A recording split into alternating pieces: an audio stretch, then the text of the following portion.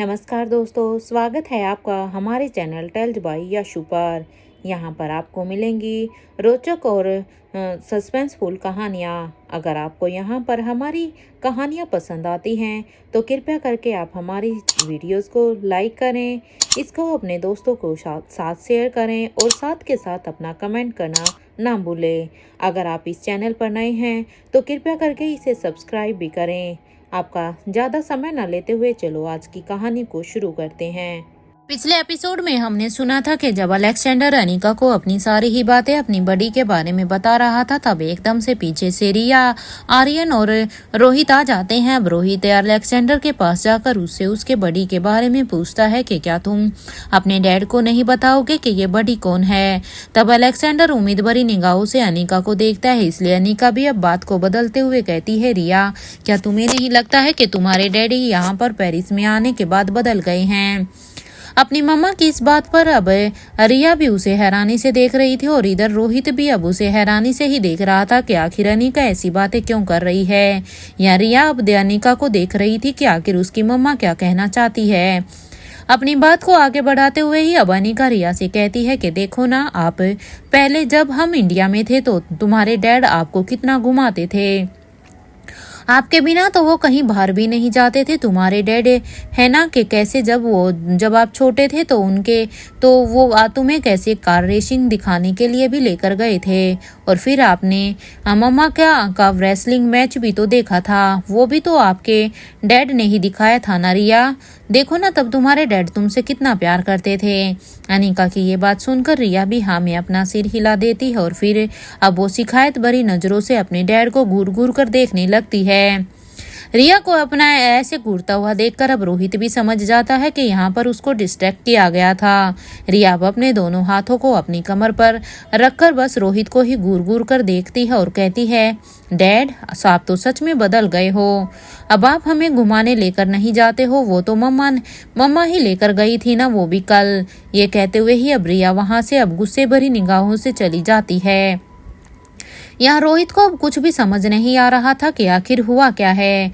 रोहित अब दौड़कर बस रिया के ही पीछे भागने लगता है। सब कुछ देखकर अब आर्यन ने भी अपना मम्मा को देखते हुए कहा कि मोम, आपने डैड और रिया के बीच में ये कैसी मिसअंडरस्टैंडिंग क्यों क्रिएट कर दी है।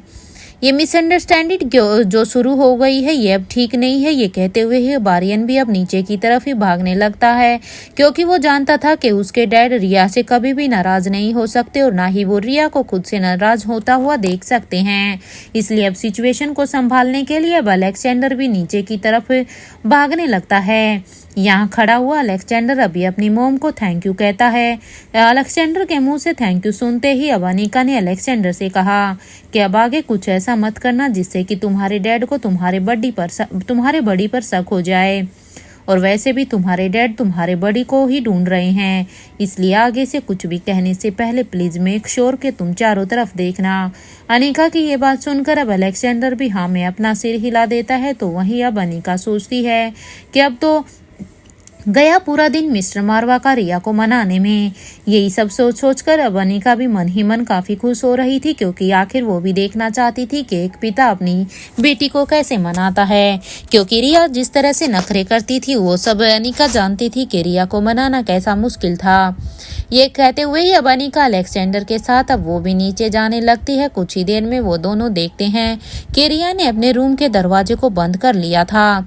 रिया भी अपने रूम में थी और बाहर खड़ा हुआ रोहित और आर्यन रिया से रिक्वेस्ट कर रहे थे कि वो दरवाजे को खोल दे, लेकिन रिया तो अपने डैड से नाराज होकर अब अपने आप को कमरे में बंद कर लेती है।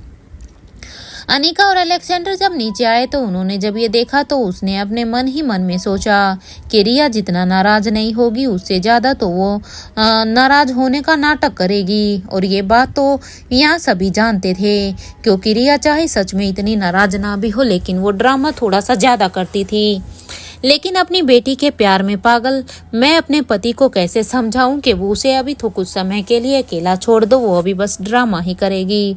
अब तक अनीका और अलेक्जेंडर भी वहां आ ही गए थे। अब अलेक्जेंडर भी रूम के दरवाजे को उनके साथ नॉक करने लगता है। अपने रूम से बाहर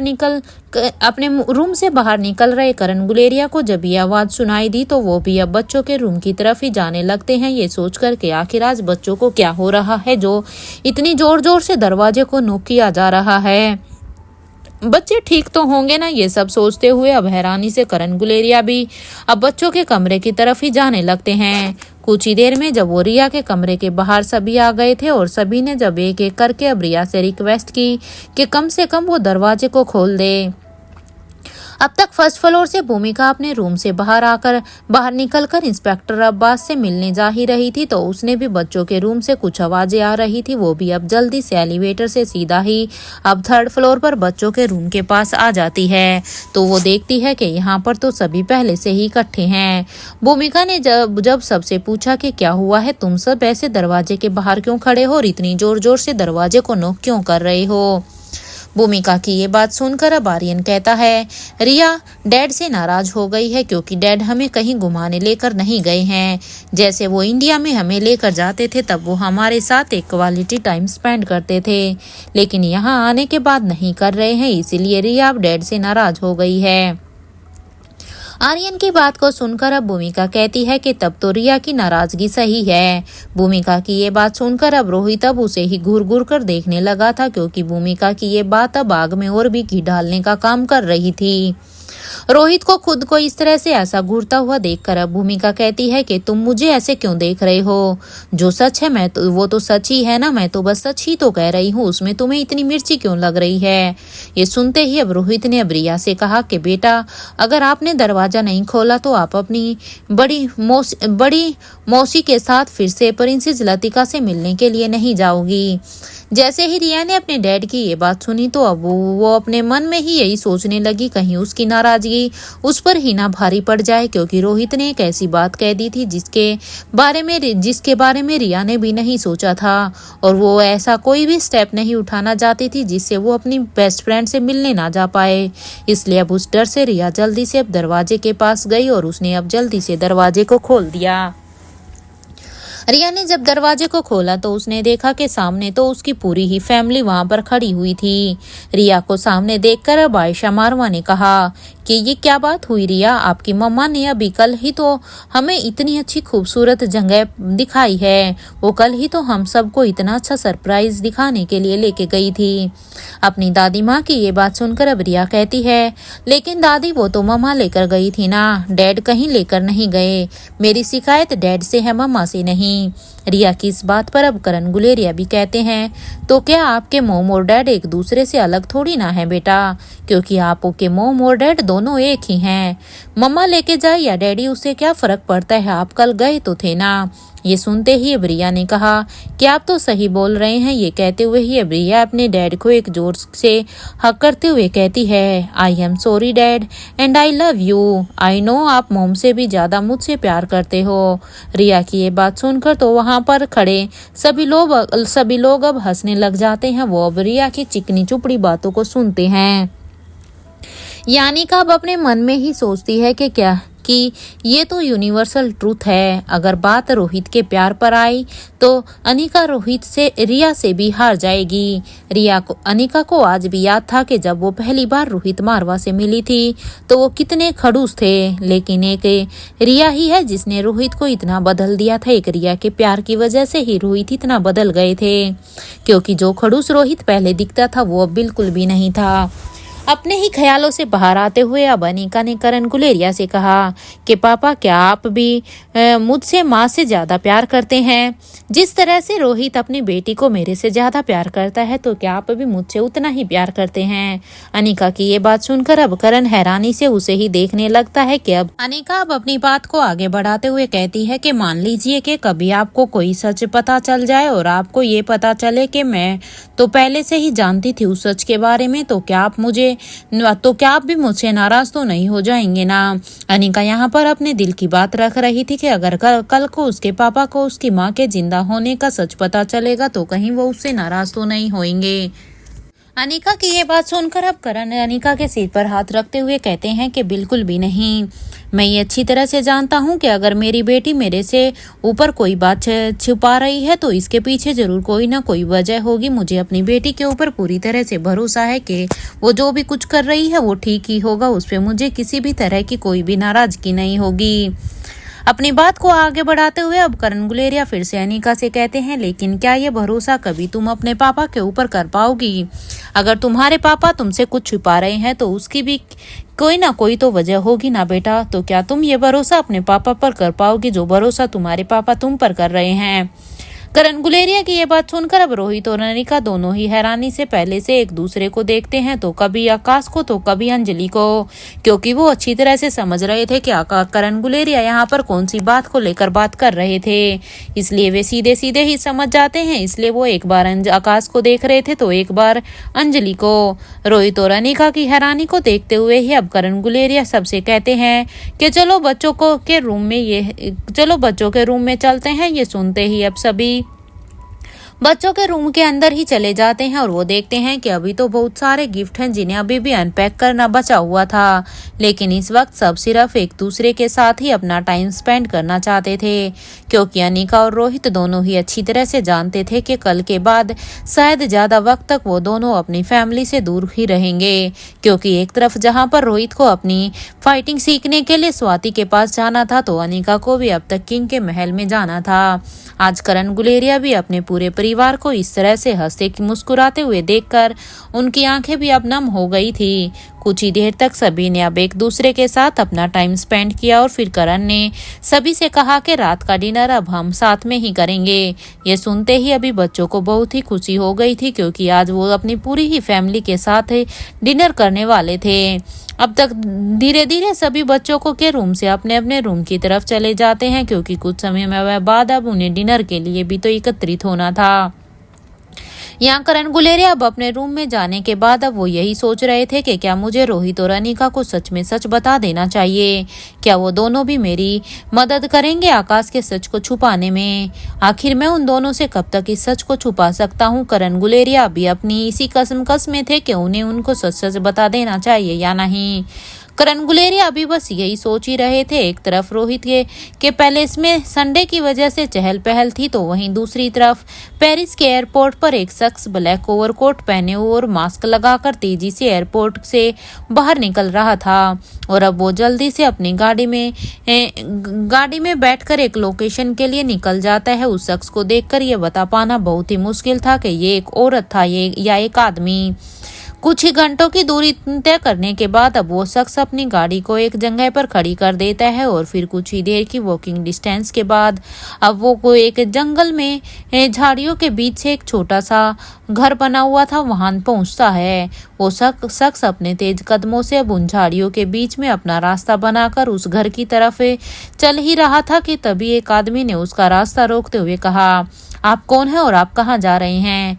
ये सुनते ही अब उस शख्स ने उस आदमी को घूर घूर कर देखा तो वो आदमी अब उसे देखकर पहचान गया था और अब वो उसे सॉरी कहता है कि सॉरी अब आप जा सकते हैं। ये सुनते ही वो शख्स अब घूर घूर के अब आप फिर से अपने रास्ते पर फिर से अंदर चला गया तो उसने देखा कि वहां पर उस घर में चारों तरफ ही अंधेरा फैला हुआ है। रोशनी कहीं भी दिखाई नहीं दे रही थी। तभी उस शख्स को एक परछाई नजर आती है। ये देखते ही वो शख्स अब उस परछाई के पास जाकर कहता है, मैं नहीं जानती कि कैसे, लेकिन हम इस बार हार रहे हैं। पहले हमने क्रिस्टोफर को खो दिया और फिर दमयंती भी अब उस V16 पावर ड्रग का राज पता करने में कामयाब नहीं हो पाई। और इतना ही नहीं, इस वायरस विषन में भी अब राजीव गुलेरिया के सारे ही प्लान फेल होते ही जा रहे हैं। मुझे तो अब कुछ भी समझ में नहीं आ रहा कि आखिर उस नए किंग ने अनिका की मदद ही क्यों की थी क्रिस्टोफर की ऑर्गेनाइजेशन को खत्म करने में। अगर ऐसा नहीं होता तो अब तक तो हम अपने मिशन में कब के कामयाब हो चुके होते। वो शख्स जो अभी भी यहाँ पर आया था वो उस परछाई को चांद की रोशनी से ही देख पा रहे थे, क्योंकि वहां पर उस घर में बहुत ही ज्यादा अंधेरा था। बस खिड़कियों से ही कोई हल्की फुल्की चांद की रोशनी आ रही थी। और फिर पता नहीं उस किंग ने भी उन्हें कब और कैसे किडनैप कर लिया। हमें तो कुछ भी समझ में नहीं आ रहा, क्योंकि किंग ने हमारे सबसे 2 बेस्ट लोगों को किडनैप किया हुआ है। अगर आज वो दोनों हमारे साथ होते तो हम सभी मिलकर इस दुनिया पर अब तक तो राज कर चुके होते, हम अपने मकसद में कामयाब हो चुके होते। बॉस, ये सच तो आपको भी पता है ना कि उसने किंग ने जिसे भी किडनैप किया है स्वाति और उस बूढ़े किंग को अलग करने का प्लान उसने ही बनाया था, क्योंकि हमारे वो सबसे ही ताकतवर आदमी है और उनके दिमाग की तुलना तो किसी से भी नहीं की जा सकती। और हम सब कामयाब भी हो गए होते अगर वो दोनों ही आदमी अगर अब हमारे पास होते। आपको तो पता ही है ना कि जब स्वाति मल्होत्रा और वो किंग जब दोनों ही आपस में मिलकर काम कर रहे थे, तब उसी शख्स की वजह से ही हम उन दोनों को अलग कर पाए थे और फिर वो एक दूसरे की जान के कैसे दुश्मन बन गए थे। हमारे प्लान के मुताबिक ही स्वाति ने अब किंग को मार दिया था और किंग ने भी स्वाति पर अटैक कर दिया था, क्योंकि वो सब हमारे उसी आदमी की ही प्लानिंग थी कि उन्होंने उन दोनों के बीच में एक ऐसा जहर का बीज बोया था कि वो दोनों एक दूसरे के खून के प्यासे हो गए थे और इसलिए उन दोनों ने ही एक दूसरे पर अटैक कर दिया था। एक ही बार में हमारे 2 सबसे बड़े दुश्मन इस दुनिया से एक ही बार में चले गए थे, लेकिन मुझे अभी भी ये समझ नहीं आता कि आखिर ये दमयंती को ऐसा क्यों लगता है कि स्वाति मल्होत्रा अभी भी जिंदा है, जबकि हमने तो खुद उस वीडियो में अच्छी तरह से देखा था कि जब स्वाति ने किंग पर अटैक किया था तो बदले में किंग ने भी स्वाति पर भी अपने प्रोटेक्शन के लिए स्वाति के ऊपर भी बड़े ही जोरदार का अटैक किया था। और उन दोनों का ही अटैक इतना जोरदार था कि दोनों उसी वक्त ही वहीं पर एक एक अटैक में ही मर चुके थे। लेकिन ये सच ये भी है कि आखिर कौन है जो अनिका की मदद कर रहा है, क्योंकि बॉस, हम जब भी कोई भी प्लानिंग कर रहे हैं तो अनिका आकर वहाँ पता नहीं कैसे उन सबको बचा लेती है। और हाँ, वहाँ पर इतना मैं भी पूरी गारंटी के साथ कह सकती हूँ कि यहाँ पर अनिका को कोई तो पीछे से मदद कर रहा है। ये कहते हुए ही वो शख्स यानी कि वो औरत अब अपनी एक गहरी सोच में चली जाती है। अब तक उस रूम में बैठा हुआ वो शख्स जो अब तक ही सारी ही बातों को बड़े ही ध्यान से सुन रहा था, वो अपनी जगह पर एकदम से खड़ा हो जाता है। अब वो खड़ा होता है और कहता है कि शीला, क्या तुम जानती हो यहाँ पर इस तरह से आने की आज़ादी सिर्फ तुम्हें ही है, क्योंकि जो शख्स अब यहाँ पर आया था वो कोई और नहीं बल्कि शीला मौसी ही थी, क्योंकि शीला मौसी भी अब यहाँ पर शायद पेरिस आ गई थी। जब सामने शीला ने ये सब सुना तो उसने कहा कि मुझे अच्छी तरह से पता है कि यहाँ पर आपके पास सिर्फ मैं ही आ सकती हूँ, ये इजाज़त सिर्फ मुझे ही है। शीला की इस बात को सुनते ही अब उस शख्स ने कहा कि कुछ तो गड़बड़ है, जरा एक बार फिर से उन सभी बातों पर गौर करो और ध्यान से सोचो कि आखिर स्वाति ने वो V16 पाउडर ड्रग को या उसके फॉर्मूले को कहाँ छुपा कर रखा होगा, जिसको पाने के लिए दमयंती भी कब से कितनी ही कोशिश कर चुकी है। मैं इस बात को तो गारंटी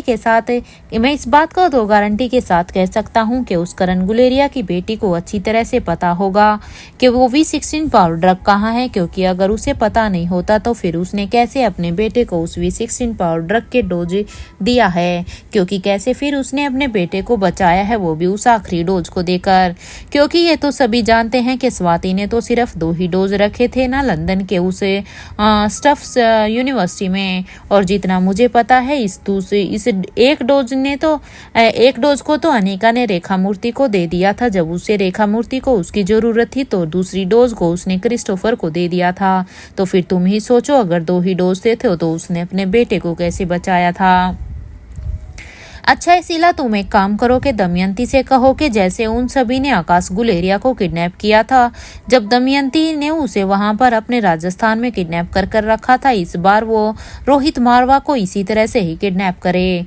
रोहित की जान बचाने के लिए तो अनिका अपना मुंह खोलेगी और वो भी इस बार हमें V16 पाउडर ड्रग के बारे में भी पता चल जाएगा। हम फिर उसकी मदद से उसे अमृत को बना ही लेंगे, जो हम कब से उसे बनाने की कोशिश कर रहे हैं। उस अमृत को बनाने का फॉर्मूला हमारे पास ही है, बस हमें वो V16 पाउडर ड्रग मिल जाए। उसके बाद हम सभी उस मरे हुए किंग से भी ज़्यादा पावरफुल हो जाएंगे। ये कहते ही अब वो शख्स अब जोर जोर से हंसने लग जाता है, क्योंकि अब उसे अपनी प्लानिंग पर बहुत ही ओवर कॉन्फिडेंस हो रहा था। ये देखकर अब शीला मौसी अपने मन में ही सोचती है कि आखिर उसकी बहन ने वो फॉर्मूला कहाँ छुपा कर रखा होगा। वो अपनी दिमाग के गोड़ों को दौड़ा दौड़ा कर देख रही थी कि आखिर उसकी बहन उसे कहाँ छिपा सकती थी। अपने दिमाग पर जोर देते हुए ही अब शीला कुछ सोचने लगती है कि आखिर वो अनिका से उस फॉर्मूले को कैसे निकलवाए। अगर सच में बॉस के अनुसार अनिका उसको जानती है कि उसका क्या फॉर्मूला है, तो अब उसे वो अनिका से कैसे निकलवा सकती है। शीला जानती थी कि अगर अनिका से कुछ भी बात निकलवानी है तो मुझे ताकत का नहीं बल्कि दिमाग का ही इस्तेमाल करना होगा, क्योंकि अगर देखा जाए तो अनिका के पास भी कोई कम ताकत नहीं है। अनिका अपने दुश्मनों को कुछ नहीं बताएगी, लेकिन मैं तो उसकी मौसी हूं ना, मैं तो उससे किसी न किसी बहला फुसला कर उससे निकलवा ही सकती हूँ। और मौसी तो होती ही है ना माँ जैसी, तो मैं क्यों नहीं कर सकती। जो काम क्रिस्टोफर की खतरनाक ऑर्गेनाइजेशन का डर नहीं कर पाया, जैसे दमयंती की ताकत नहीं कर पाई, और वो काम अब एक मौसी का प्यार कर कर ही दिखाएगा गैबी। शीला मौसी अपने मन में बस यही ख्याली पुलाव बना रही थी। यही सोचते ही अभी शीला मौसी अपना जल्दी से फोन निकालती और एक नंबर डायल कर देती है। कुछ ही देर की रिंग के बाद जब सामने से हेलो की आवाज आई तो शीला मौसी ने कहा, जितनी जल्दी हो सके मेरे लिए एक 20 साल के बेटे का इंतजाम करो, और हाँ मेक श्योर करना कि उसे पावर ड्रग के पूरे 15 डोज लग चुके हो, ताकि मैं एक दुखियारी माँ बनकर अनिका से मदद मांग सकूं। ये कहते हुए ही अब शीला मौसी अपने फोन को डिस्कनेक्ट कर देती है कि तभी शीला मौसी को अब एक पीछे से आवाज आती है, अब तुम सही दिशा में जा रही हो। तुम हर बार ये साबित कर ही देती हो कि मैंने तुम्हें उन सब से ऊपर ही रखकर कोई गलती नहीं की है, क्योंकि तुम्हारे दिमाग की तो कोई बात ही नहीं है। तुम्हारा दिमाग सच में जितना तेज चलता है ना, वो हमारी इस ऑर्गेनाइजेशन में शायद किसी का भी नहीं। तुम मेरी बेटी तो नहीं है, लेकिन हमेशा तुम मेरी बेटी से बढ़कर ही हो। यहाँ तो खुद मुझे भी अपने बेटे से भी ज्यादा अब तुम पर ही भरोसा है। उस बॉस की यह बात सुनते ही अब शीला कुछ कहने ही वाली थी कि तभी उसे एक आवाज फिर से आती है, इतनी भी तारीफ करने की इसकी कोई भी जरूरत नहीं है। जब तक ये V16 पावर ड्रग का राज हम तक नहीं लेकर आती, मैं तब तक इसे यूजलेस ही समझूंगा। जैसे ही शीला ने ये बात सुनी तो उसने गुस्से से अपने हाथों की मुट्ठियों को बीचते हुए कहा, आप तो मुझे कुछ समझते ही नहीं थे। आपके लिए तो सिर्फ स्वाति ही सब कुछ थी ना, तो आप भी ये बात मत भूलिएगा कि उस स्वाति ने सालों पहले आपका साथ छोड़कर उस बूढ़े किंग का साथ दिया था। और अगर आपको इतनी ही चिंता थी तो आपने मुझे तब क्यों नहीं रोका था जब मैंने राजीव गुलेरिया के साथ मिलकर स्वाति को मारने की कोशिश की थी। वो तो पता नहीं उस वक्त कैसे उस जगह पर वो आयशा मारवा वहां पर चली गई, नहीं तो उस दिन ही वहां पर मौत तो स्वाति मल्होत्रा की ही होने वाली थी, क्योंकि उस दिन जो हाल वहां पर आयशा मारवा का हुआ था वो स्वाति मल्होत्रा का होने वाला था। और हमारे आदमियों को जो स्वाति के साथ करना चाहिए था वो उस दिन आयशा मारवा के साथ किया था। ये कहते हुए ही अब शीला को सामने से आवाज आई कि तब तो तुम्हें ये भी याद होगा कि उसके बाद उस किंग ने सबका क्या हाल ही किया था। क्या तुम उस बात को भूल गई? इतना मत इतराओ, क्योंकि अगर तुम लोगों ने कुछ किया था तो किंग ने भी उसके बदले में कुछ किया था। क्या तुम भूल चुकी हो? तुम तो वहां से पहले ही निकलकर भाग गई थी, लेकिन राजीव गुलेरिया वहां पर अकेला ही फंस गया था, और वो किंग को उसी वक्त राजीव को भी वैसे ही मार देता जैसे कि उसने उन आदमियों को मारा था जिसने उन लड़कियों को टॉर्चर किया था, और सबसे ज्यादा तो आयशा मारवा को। भले ही शीला तुमने वो प्लानिंग स्वाति के लिए ही की थी, लेकिन स्वाति को कुछ भी नहीं हुआ। उल्टा उसके बदले में किंग ने हमारे ही आदमियों को तड़पा तड़पा कर मौत के घाट उतार दिया था। तो वो वहां पर सारी की सारी गलती सिर्फ तुम्हारी ही थी। उस एक अकेले ने हम सभी को डरा कर रखा हुआ था कि उसके कुछ सालों तक तो हम सामने भी नहीं आ पाए थे, क्योंकि उस दिन के उस हादसे के बाद हम सब उससे इतना डर गए थे। और आज भी हम दुनिया की नज़र में मर चुके हैं, और यहाँ तक के छुप कर बैठे हुए हैं वो किंग और स्वाति मर चुके हैं, लेकिन उन दोनों का डर आज भी सबके मन में जिंदा है। क्योंकि तुम इस बात को तो नहीं नकार सकती ना कि किंग सच में जिसके लिए खतरनाक था तो उसके लिए कितना बड़ा राक्षस था। भले ही स्वाति और किंग दोनों ही मर चुके हैं, लेकिन उनके डर आज भी हमारे दिलों में जिंदा है। शीला, तुम्हारा सामना अब तक उस किंग से नहीं हुआ है। अगर तुम्हारा सामना उस किंग से होता तो शायद तुम आज इतना नहीं इतरा रही होती और ना ही इतना ओवर कॉन्फिडेंस में बात कर रही होती। अगर हुआ होता ना तो तुम्हारे अंदर भी राजीव और दमयंती की तरह ही डर होता उस किंग के नाम का। किंग किसी राक्षस से कम नहीं था। क्या तुम वो फाइट भूल गई थी जब किंग के डर से दमयंती और सौम्या यहाँ से इंडिया भागी थी? और राजीव ने भी तो उस वक्त किंग की आंखों में अपनी मौत देखी थी। अगर वो वक्त पर वहां नहीं पहुंचे होते तो ना तो उस वक्त उन सभी की किंग के हाथों मौत पक्की, अगर वो उस समय पर नहीं पहुंचे होते तो उस समय किंग के हाथों से सबकी मौत पक्की थी। लेकिन मुझे समझ ही नहीं आता कि आखिर उसका सच किंग को कैसे पता चला होगा कि मरने से पहले किंग ने उन्हें किडनैप कर लिया और इतने साल हो गए हैं कि हम उन्हें ढूंढ तक नहीं पाए हैं। काश हम उन्हें ढूंढ पाते तो अब तक शायद हम भी इस मिशन में फिर तो कामयाब हो ही जाते। और ये परेशानी कम थी कि उसने किंग ने भी 6 साल पहले उन्हें और किडनैप कर लिया। इन दोनों ही किंग ने तो परेशान कर रखा हुआ है। और हमारी बदकिस्मती ही तो है कि हमें से किसी को भी इन दोनों ही किंग के चेहरे का नहीं पता कि आखिर ये दोनों ही किंग कौन है, क्योंकि आज तक इन दोनों ही किंग के चेहरे को किसी ने भी नहीं देखा है। आखिर कौन है ये दोनों? इन चेहरों के पीछे कौन है? कितनी ताकत वाले लोग हैं? ये कहते हुए ही अब उस शख्स ने अपने हाथ को अपने सामने की बनी हुई एक टेबल पर गुस्से में मारा। जब शीला ने ये देखा तो उसने कहा कि आप दोनों अपने गुस्से पर थोड़ा सा कंट्रोल कीजिए। बेफालतू में इतना गुस्सा जाया करने की जरूरत नहीं है। हम किंग के बारे में कुछ नहीं जानते, लेकिन हम ये तो जानते हैं ना कि नए किंग ने क्रिस्टोफर की ऑर्गेनाइजेशन से लड़ने में अनिका की मदद की थी। तो बस अब चाहे V16 पावर ड्रग का राज हो या फिर किंग से जुड़ा राज, इन सभी सवालों का जवाब सिर्फ अब अनिका गुलेरिया के पास ही है। बस एक बार हमें वो V16 पावर ड्रग का राज पता चल जाए तो मुझे पूरी तरह से विश्वास है कि किस तरह तो हम सारे ही पहेलियों को सुलझा लेंगे। मुझे पता है कि आखिर किस तरह से मुझे अनिका से नए किंग के बारे में पता लगवाना है। शीला की ये बात सुनते ही अब वो दोनों ही शख्स अब हंसने लगते हैं, क्योंकि चाहे जो भी हो, जो ये दूसरा आदमी अभी शीला से ऐसी बातें कर रहा था, उसे भी शीला के दिमाग के बारे में और उसकी चालाकियों के बारे में अच्छी तरह से पता था। वो भी उसकी चालाकियों के बारे में अच्छी तरह से जानता था। अब वो दोनों ही हंसते हैं और कहते हैं कि अभी तुम्हें यहाँ से राजीव के पैलेस के लिए जाना चाहिए। तुम्हें वहाँ कोई प्रॉब्लम नहीं होगी। अभी तुम राजीव के पैलेस में ही जाकर रुक सकती हो। उस शख्स की ये बात सुनते ही अब शीला मौसी एकदम फिर से गुस्से में हो जाती है। वो गुस्से में होते हुए कहती है कि राजीव तो आज भी उस अंजलि से ही प्यार करता है। क्या कुछ नहीं किया था मैंने कि राजीव उसे भूल जाए? लेकिन पता नहीं उस पर अंजलि का कौन सा भूत चढ़ा हुआ था। क्या कुछ नहीं किया था मैंने उस अंजलि को राजीव की जिंदगी से बाहर निकालने के लिए? राजीव के मन में ये शक डाला कि करण और अंजलि के बीच में कोई रिश्ता है, क्योंकि राजीव गुलेरिया के मन में ये शक का बीज भी तो मैंने ही बोया था। लेकिन फिर भी पता नहीं क्यों उसके मन से अंजलि का भूत ही नहीं उतर रहा। वैसे मुझे नहीं पता था कि मेरा ये झूठ सच हो जाएगा। और सालों पहले मैंने जिन 2 बच्चों को ये समझकर मारने की कोशिश की थी कि वो राजीव के ही बच्चे हैं, सच तो ये है कि वो बच्चे राजीव के नहीं बल्कि करण के ही थे। मुझे तो सच में इस बात के बारे में भी नहीं पता था। मुझे तो ये समझ नहीं आता कि आखिर वो आकाश जिंदा कैसे बचा था उस दिन।